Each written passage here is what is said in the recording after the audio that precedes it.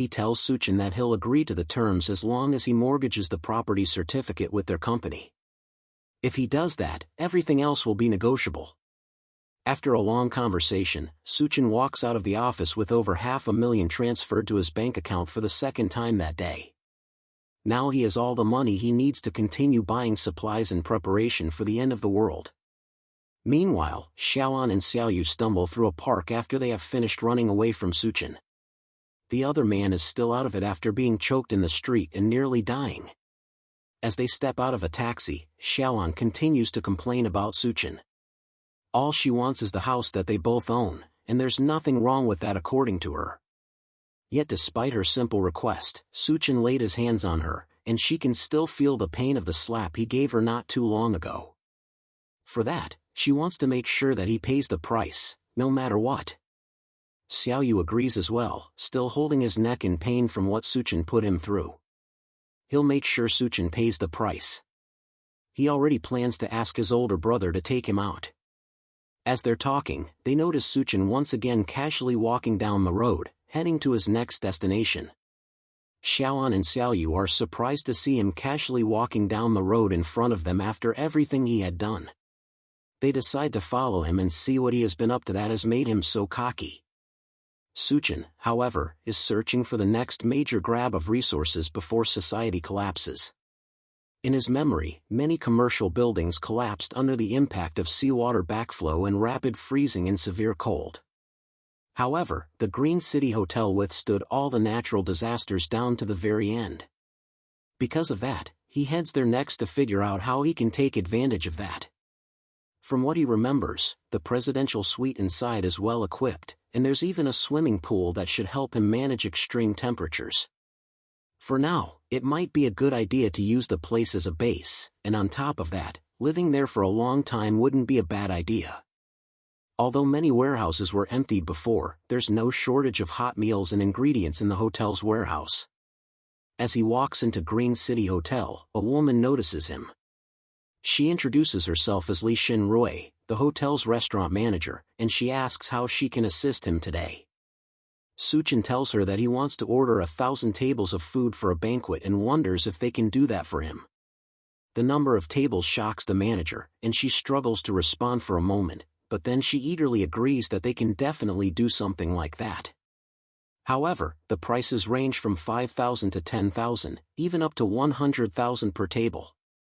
Suchin decides to pick the tables worth 10,000, which means the total price will be about 10 million for the whole banquet. For that, he's willing to put down a 50,000 deposit, as long as they deliver to the address that he will provide. The manager is impressed that such a young man has a grand demeanor and suspects that he might be a hidden source of second-generation wealth. She has no idea that all this comes from huge loans and a speedy sale of his house. She agrees to his terms of a 50,000 deposit and directs him over to her office so he can make the payment. Just the cost of the ingredients for the banquet alone is estimated to be 50,000, but being able to connect with rich people means that she has to be smooth with negotiation. As they walk to her office, she asks Suchin if he's getting married anytime soon, since he has no other excuse for why he would need a huge banquet. He decides to go along with the story that he's getting married and that's why he needs everything. In the meantime, he also asks her to book a presidential suite for him to stay in. With negotiations done, Suchin walks out of the hotel happy that he managed to get 10 million worth of dishes settled for a 50,000 deposit. As for the final payment, by the time the scorching post-apocalyptic world hits, even a single block of ice will be worth billions. The woman inside is also happy with the deal and the fact that he booked the presidential suite. She thinks that he's doing all of this for his honeymoon and that whoever marries him must be truly fortunate. While she sits and thinks to herself, Xiaoan walks into the hotel and asks the manager about Suchin. Manager Lu doesn't immediately answer her and first asks who exactly this newcomer is. Xiaoan answers that she's Suchin's girlfriend and wants to know what he was doing there. Now that the manager has verified her identity, she informs Xiaoan that her boyfriend ordered a banquet of 1,000 tables from the hotel. She even tells her that having a boyfriend like him must be amazing. Meanwhile, in her mind, Manager Lu thinks this girl is only a 7 at best, and it seems like her temperament is way too high. Rich people always seem to like these types of girls. The two are shocked that Suchin could order a 10 million budget banquet, and they don't believe him at first. But then Manager Lu explains that wealthy people love to play the game of hiding their identity. They fear their partners might be after their money, so they only reveal their wealth on the day of the wedding. They still don't believe that someone like Suchin could be wealthy, and Xiaoan remembers that for the past few days, he has done nothing but tried to disappear from their lives and even resorted to cold violence.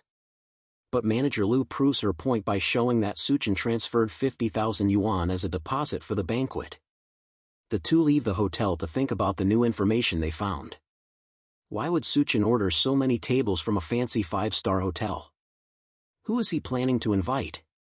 Shan believes he wants to introduce her to his wealthy circle and then bring her into his life of riches. Xiaoyu asks what they should do now that they know this.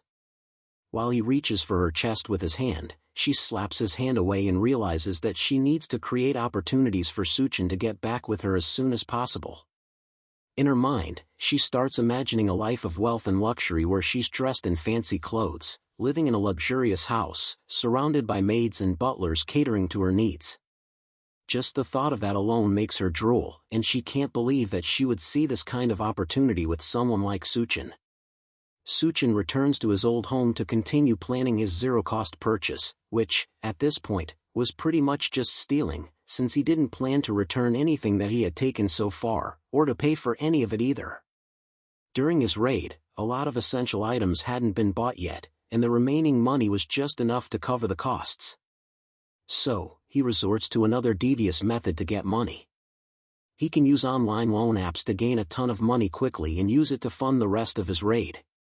So, for the whole afternoon, Suchin downloaded more than 80 apps at once and spent a long amount of time taking selfies and gaining loan amounts that ranged from 30,000 yuan and above.